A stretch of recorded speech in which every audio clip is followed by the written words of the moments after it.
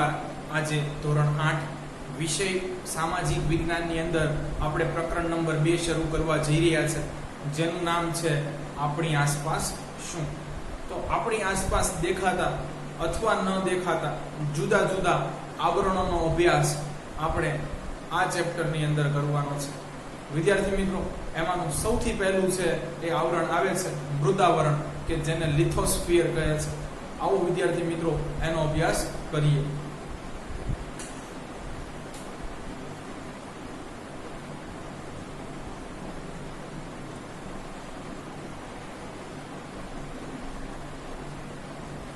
મૃદાવરણને અંગ્રેજીની અંદર લિથોસ્ફિયર કહે છે.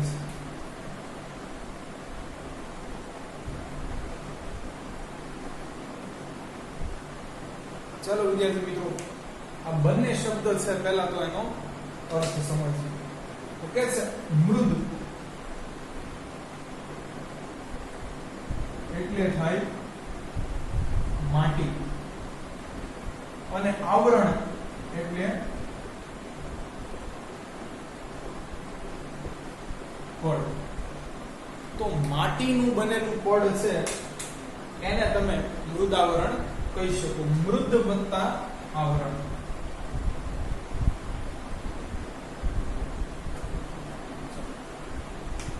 લિથોસ્ફિયર જોઈએ તો વિદ્યાર્થી મિત્રો, લિથોસ્ફિયર એ બેઝિકલી જૂની ગ્રીક ભાષાનો રૂટ વર્ડ, મૂળ શબ્દ છે.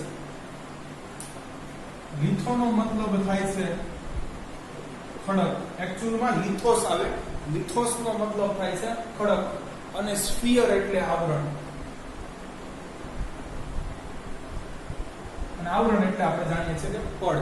તો ખડકોનું બનેલું જે પડ છે એને આપણે મૃદાવરણ કહી શકીએ. અંગ્રેજીમાં તેને લિથોસ્ફિયર કહે છે, પરંતુ આ ઉપરાંત પણ આના ઘણા બધા નામ છે.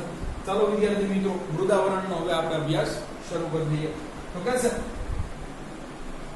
આપણે પૃથ્વીના જે ભાગ ઉપર વસીએ છીએ તેને મૃદાવરણ કહે છે. વિદ્યાર્થી મિત્રો, પાણી ઉપર રહેવું તો આપણી માટે શક્ય કે સંભવ નથી. એટલે કહે છે કે પૃથ્વીના જે ભાગ ઉપર આપણે ભૂ વિસ્તાર, જમીની વિસ્તાર ઉપર રહીએ છીએ એને જ મૃદાવરણ કહેવાય છે. આગળ જોઈએ વિદ્યાર્થી મિત્રો શું કહે છે. કે છે મૃદાવરણ એ ઘન પદાર્થો જેવા કે માટી અને ખડકોનું બનેલું છે. વિદ્યાર્થી મિત્રો, પદાર્થની અવસ્થાનો અભ્યાસ કરીએ તો મુખ્યત્વે એને 3 ભાગની અંદર વિભાજી શકાય છે: ઘન, પ્રવાહી અને વાયુ. આ ઉપરાંત પણ વિદ્યાર્થી મિત્રો અન્ય અવસ્થાઓ છે, એનો અભ્યાસ અત્યારે થઈ રહ્યો છે, પણ મુખ્યત્વે આ 3 છે: સોલિડ, લિક્વિડ અને ગેસિયસ. તો એમાંનો કે છે કે જે સોલિડ ભાગ છે, જે ઘન ભાગ છે, ઘન માને અદબનીય છે, એને દબાવી શકાતો નથી એવો કડક ભાગ છે, એને આપણે મૃદાવરણ કહી શકીએ. અને આ મૃદાવરણ છે એ શેનું બનેલું છે? તો કે માટી અને ખડકોનો બનેલો છે. ચાલો વિદ્યાર્થી મિત્રો આગળ જોઈએ. મૃદાવરણ એ ઘન પદાર્થો જેવા કે માટી અને ખડકોનું બનેલું છે, તેથી તેને શિલાવરણ કે ઘનાવરણ પણ કહે.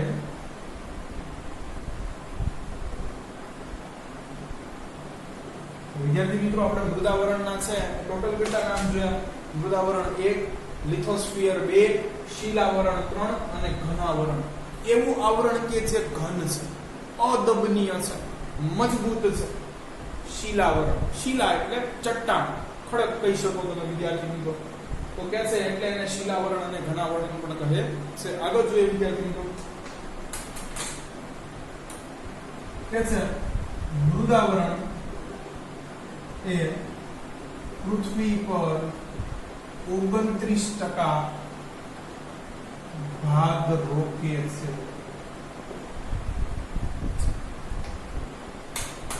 તો વિદ્યાર્થી મિત્રો, અહીંયા આપણે સરળતા ખાતર જુઓ તો સરસ મજાની પૃથ્વી દોરી છે.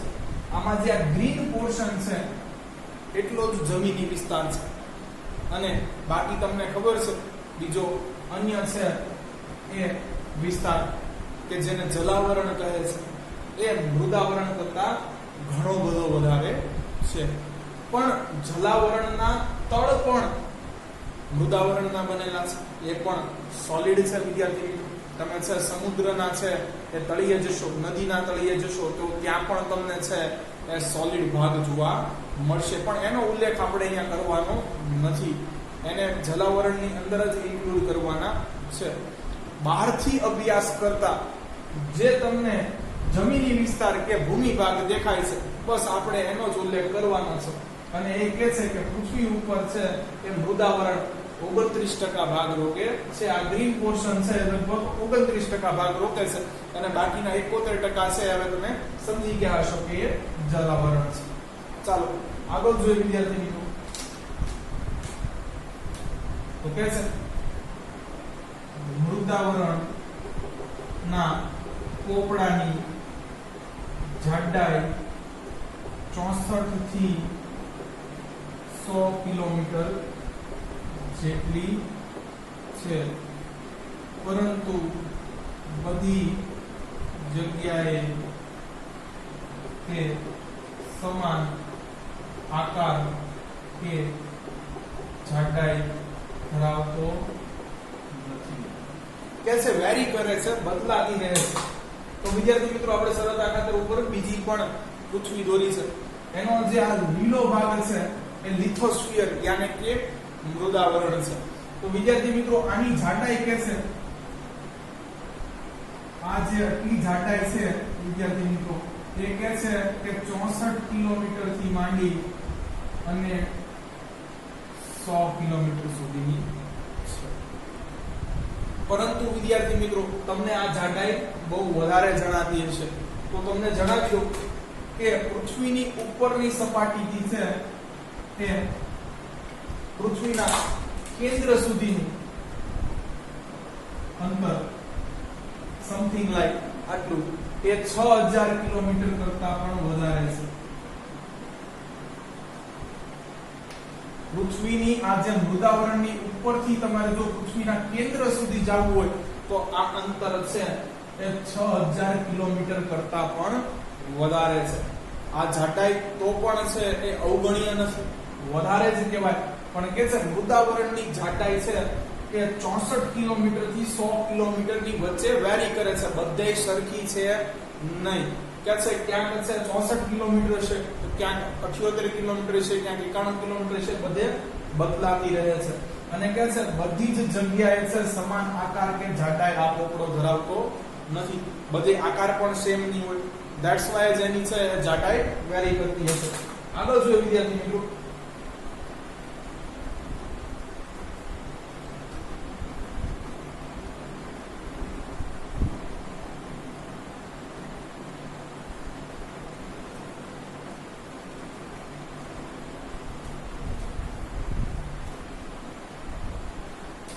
કે છે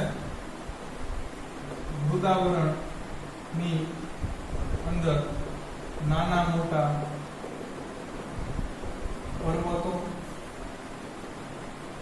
ખીણો, ઉચ્ચ પ્રદેશો અને મેદાનોનો સમાવેશ કરી શકાય.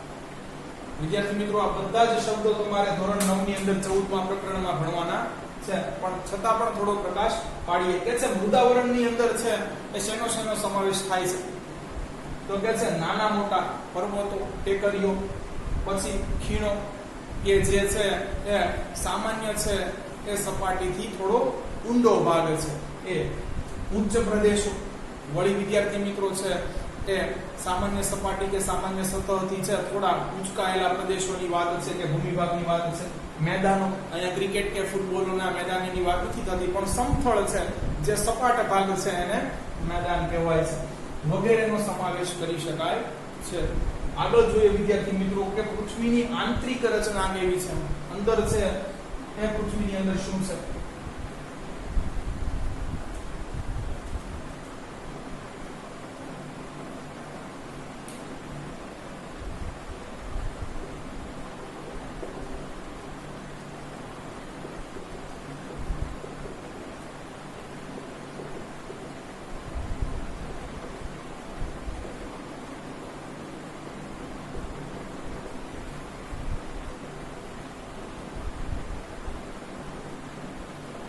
વિદ્યાર્થી મિત્રો, આપણે સૌ આ છે એ વાત જાણીએ છીએ કે પૃથ્વી અને સૌરમંડળના અન્ય ગ્રહો છે એ સૂર્યમાંથી છૂટા પડેલા છે.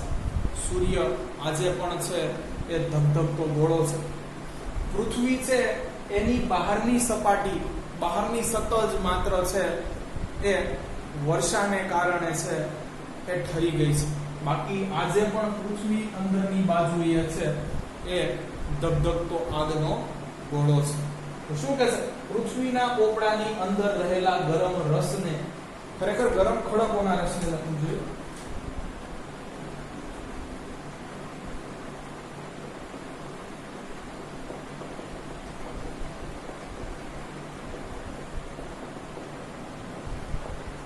તો કે છે આ બાર જે તમને છે એ ખડકો સોલિડ એટલે કે ઘન અવસ્થામાં દેખાય છે, એકચ્યુઅલમાં અંદરની બાજુએ એ જ ખડકો છે એ અર્ધઘન સ્વરૂપે છે એ જોવા મળે છે. કારણ કે પૃથ્વીનું અંદરનું તાપમાન, વિદ્યાર્થી મિત્રો, એ તમને જણાવી દઉં કે પૃથ્વીનું અંદરનું તાપમાન છે એ 6000 સેલ્સિયસ જેટલું છે, કે જે સૂર્યની બહારની સપાટી જેટલું તાપમાન છે એટલું જ પૃથ્વીના અંદરના છે એ ભાગનું તાપમાન છે. વિદ્યાર્થી મિત્રો, ઉનાળાની અંદર આપણને 35 થી 40 ડિગ્રી તાપમાને છે એ પસીના છૂટવા મળે છે. તો આ 6000 સેલ્સિયસ જેટલું તાપમાન છે એ કેટલું વધારે ગણી શકાય. તો એટલા માટે પૃથ્વીની અંદર જે પેટાળમાં રહેલા ખડકો છે એ આજે પણ છે એ ઉકળે છે, આજે પણ ગરમ છે. કેમ? તો કે છે અંદર તાપમાન એટલું બધું વધારે છે. પૃથ્વીનો પોપડો છે એ માત્ર બહારથી જ ઠર્યો છે, અંદર હજુ ઠર્યો નથી. એટલે કે છે પૃથ્વીના પોપડાની અંદર રહેલા ગરમ ખડકોના રસને, તમને ખબર છે વિદ્યાર્થી મિત્રો કે ઘન પદાર્થોને ગરમ કરો તો એ પ્રવાહી સ્વરૂપમાં છે રૂપાંતર પામે છે. એટલે અંદર છે એ વિદ્યાર્થી મિત્રો સંપૂર્ણપણે પ્રવાહી સ્વરૂપમાં રૂપાંતર નથી પામ્યું, પણ અર્ધઘન સ્વરૂપે છે. આપણે તમે જોયું જેલી છે એ જોઈ હશે, તો જેલીને તમે સોલિડ પણ ન કહી શકો કારણ કે એને દબાવી શકાય, અને લિક્વિડ પણ ન કહી શકો કારણ કે ફેંકતા છે ફેલાય નહીં દૂધ કે પાણીની જેમ. તો જે આપણે જેલી છે એ ખાઈએ છે એ વિદ્યાર્થી મિત્રો કેવી છે? અર્ધઘન છે. તો છે બસ અંદરના ખડકો પણ છે એ આટલા તાપમાનને કારણે અર્ધઘન સ્વરૂપે છે. શું કહે છે? પૃથ્વીના પોપડાની અંદર રહેલા ગરમ ખડકોના રસને મેગ્મા કહે છે. આનું ગુજરાતીની અંદર બીજું નામ છે ભૂરસ. કે છે અંદરનો જે ભૂમિ ભાગ છે ખડકોનો બનેલો છે એ રસ સ્વરૂપે છે. ચાલો વિદ્યાર્થી મિત્રો, તો આનાથી શું થાય છે એ જોઈએ. કે છે પૃથ્વીની અંદરના ભાગમાં વાયુઓ પણ આવેલા છે. તો આપણે એ પણ દોરવાનો પ્રયત્ન કરીએ કે અહીંયા કદાચ ક્યાંક વાયુઓ આવ્યા હશે.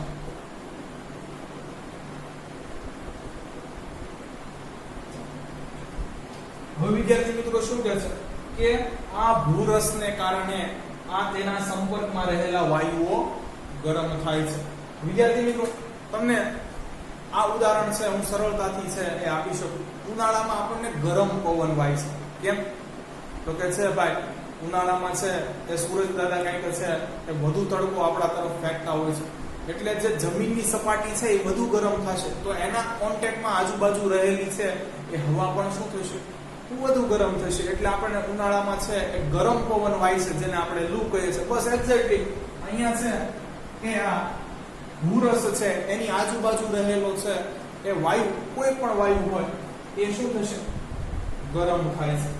ચાલો, હવે વિદ્યાર્થી મિત્રો તમને ખબર છે કે જ્યારે દૂધ ઉકળે છે ત્યારે એમાંથી છે એ ધુમાડા કે ભાપ કઈ બાજુ આવે છે? ઉપર. બસ, તો આ વાયુ ગરમ થતા છે એ ઉપરની બાજુએ આવશે. આ વાયુઓ ગરમ થતા ઉપરની બાજુએ આવે છે અને મૃદાવરણ ઉપર દબાણ લગાવે છે. વિદ્યાર્થી મિત્રો, તમે છે એ વાયુની તાકાત તો જાણતા જ હશો કે આનાથી મોટા મોટા એન્જિન પણ ચલાવી શકાય છે. વળી તમને ઘરની અંદર જ સામાન્ય એક ઉદાહરણ આપું કે પ્રેશર કુકર ને છે એ ઉપર મૂકેલી સીટી છે એ વાયુની મદદથી છે ઊંચી થઈ જાય છે. તો વિદ્યાર્થી મિત્રો, અહીંયા છે આ જ વાયુ બધા છે એ પૃથ્વીના જે ઉપરનો આ પોપડો છે મૃદાવરણ, એની ઉપર શું કરે છે? દબાણ લગાડે છે ઉપર તરફ જઈને. કારણ કે એને બહાર જવા માટે રસ્તો જોઈએ છે. એ નીચે ખૂબ તપેલા છે, ખૂબ ગરમ થઈ ગયા છે, એટલે એ પોતે રસ્તો ગોતે છે કે અમે ઉપર કેવી રીતે જઈ શકીએ. અને એ કારણે છે આ વાયુઓ છે એ મૃદાવરણના પોપડા ઉપર દબાણ લગાડે છે. શું કહે છે? આ વાયુઓ ગરમ થતા ઉપરની બાજુએ આવે છે અને મૃદાવરણના પોપડા ઉપર દબાણ લગાડે છે. પણ મૃદાવરણનો પોપડો એ છે વિદ્યાર્થી મિત્રો એ 64 થી 100 કિલોમીટર જેટલી છે એ જાડાઈ ધરાવે છે. આ જાડાઈ છે એ 64 થી 100 કિલોમીટર જેટલી છે. એટલે એ પણ છે એ દબાણ છે એની સામે શું કરશે? બળ લગાડશે. તો આપણે એ પણ લખી નાખીએ. અહીં મૃદાવરણ પણ ગરમ વાયુઓ પર બળ લગાડે છે. આમ વિદ્યાર્થી મિત્રો, બળ તો બે બાજુથી લાગે છે. ઉપર પોપડો છે એ પણ વાયુને બહાર નીકળવા દેવા માંગતો નથી, એટલે એ નીચેની તરફ બળ લગાડે છે. વાયુ ગરમ થઈ ગયા છે અને બહાર નીકળવું છે, એ ઉપરની તરફ બળ લગાડે છે. જ્યાં સુધી વિદ્યાર્થી મિત્રો આ બંને બળ સંતુલિત અવસ્થામાં હોય ત્યાં સુધી તો કોઈ પ્રોબ્લેમ નથી. એક ઉદાહરણ આપું કે તમે છે એ બારણું ન ખુલવા માટે છે એ બળ લગાડો છો. જ્યારે તમારો મિત્ર છે એ બીજી બાજુએ બારણું ખોલવા માટે છે એ બળ લગાડે છે, પણ બંને બળ સરખા હશે તો બારણું જે અવસ્થામાં છે એ હશે એમનું એમ રહેશે, નહીં ખુલશે કે નહીં બંધ થાય. તો આને સંતુલનની પરિસ્થિતિમાં કહેવાય કે જ્યારે સામસામા બળ છે એ સરખા હોય ત્યારે બળની દ્રષ્ટિએ છે એ સંતુલિત અવસ્થા છે. નીચેથી પણ ઉપર વાયુઓ છે એ બળ લગાડે છે, ઉપર પણ આ પોપડો છે એ નીચેની તરફ વાયુઓ ઉપર છે એ બળ લગાડે છે. તો આપણે લખીએ હવે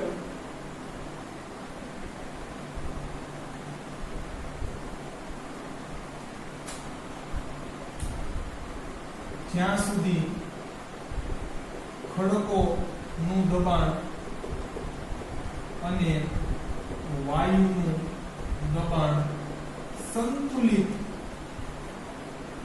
અવસ્થામાં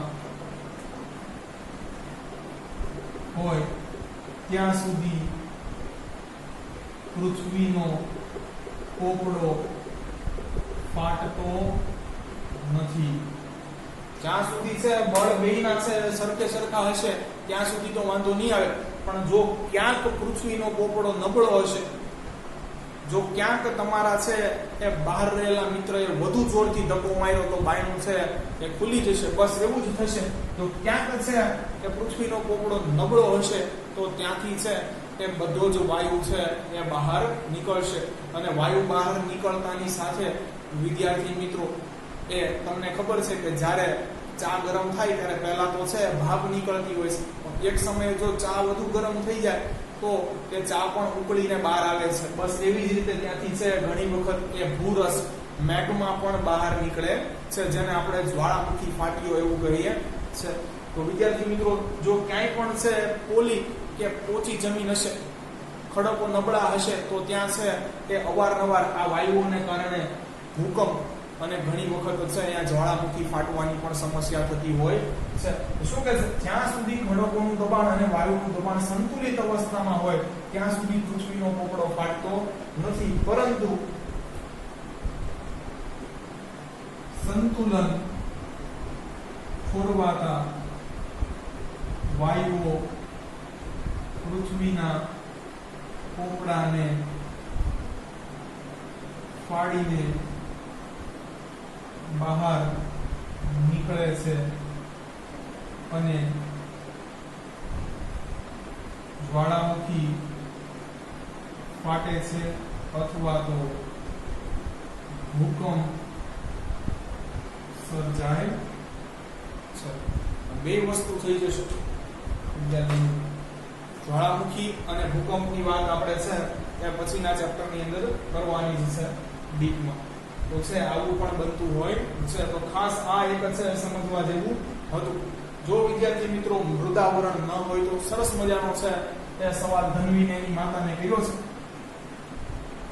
તો આપણે એ પણ લખીએ.